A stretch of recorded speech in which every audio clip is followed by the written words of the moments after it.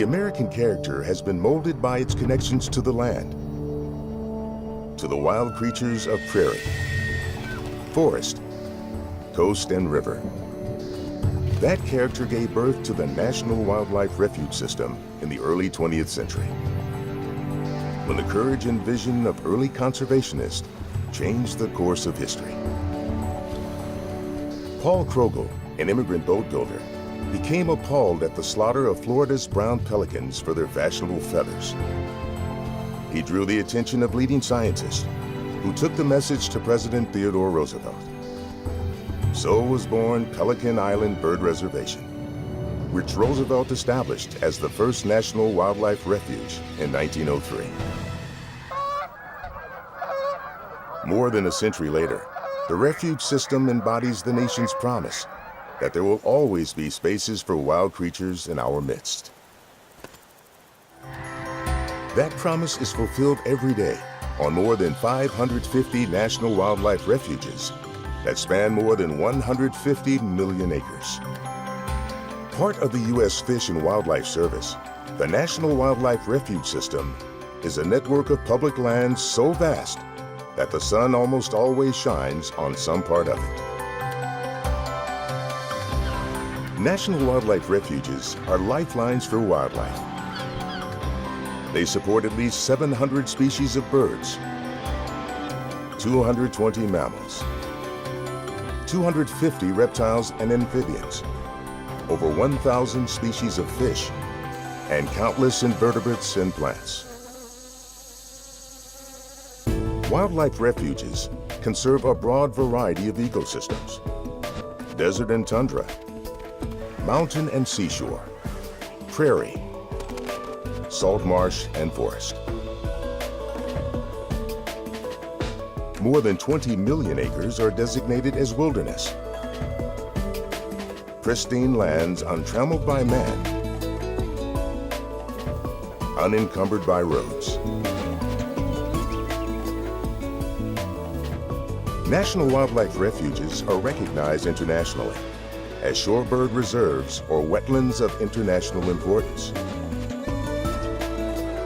The refuge system shares knowledge with other countries and participates in international research projects to meet ever greater conservation challenges. Today, National Wildlife Refuges are home to nearly 300 of the nation's more than 1,300 endangered or threatened species. 58 refuges were created specifically to help restore endangered species. Let's consider just two. Florida's Crystal River National Wildlife Refuge, the last unspoiled and undeveloped habitat in Kings Bay, provides a haven for endangered West Indian manatees who depend on the bay's warm water springs for shelter during the winter months. The only naturally occurring flock of whooping cranes, North America's tallest bird, has steadily increased in number, thanks in part to protected breeding areas at Aransas National Wildlife Refuge in Texas. Wildlife refuges are succeeding.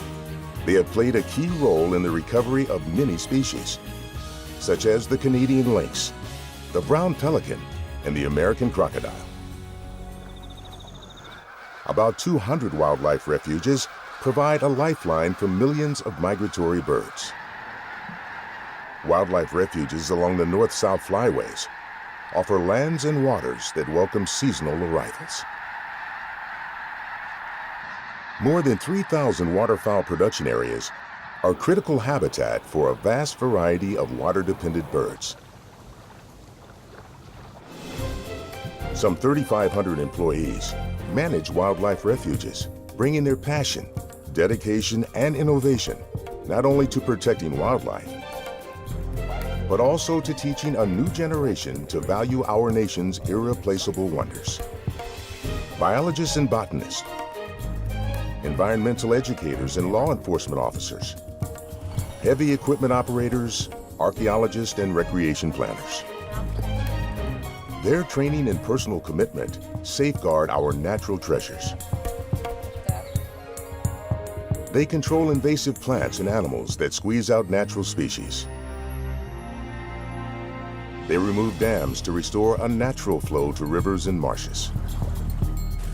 They carefully plan prescribed burns that prevent devastating wildfires and improve wildlife habitat. They protect people visiting national wildlife refuges, and they lead visitors into a world of wonder. National wildlife refuges are great places to see wildlife up close.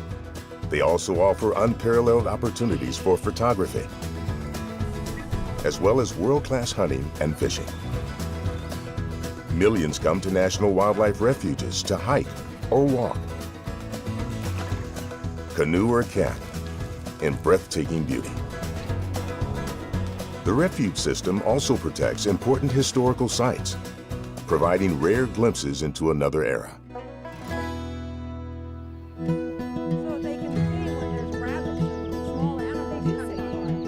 Every year, thousands of school children visit wildlife refuges to learn the ethics of conservation and discover the joy, excitement, and mystery of the natural world. Biologist and author Rachel Carson wrote that for every child, she wished a sense of wonder so indestructible that it would last throughout life. But the National Wildlife Refuge System can't do all of this alone. Birders and sports enthusiasts who buy federal duck stamps know that 98 cents of each dollar go straight to creating waterfowl production areas. More than 40,000 citizens volunteer on national wildlife refuges. They survey wildlife. They lead visitor tours. And they inspire others to give back the richness we have all been given. The refuge system also gets invaluable support from about 220 nonprofit organizations known as Friends groups. Friends are critical in helping the refuge system. They stand front and center in our nation's determination to save our natural resources. They raise funds for research and conservation. And they are extraordinary ambassadors for America's conservation ethic. The promise that began on a small Florida island has come into full flower on America's national wildlife refuges. Wildlife refuges are timeless national treasures, discovered anew each time a birder lifts a set of binoculars. A visitor beholds one of nature's remarkable creatures, or a child thrills at the catch of a fish. Environmentalist and educator Aldo Leopold encouraged people to sit quietly and listen to the vast, pulsing harmony of nature. Venture into a national wildlife refuge. Marvel at its timeless wonders. Let solitude connect you to a world of endless nature.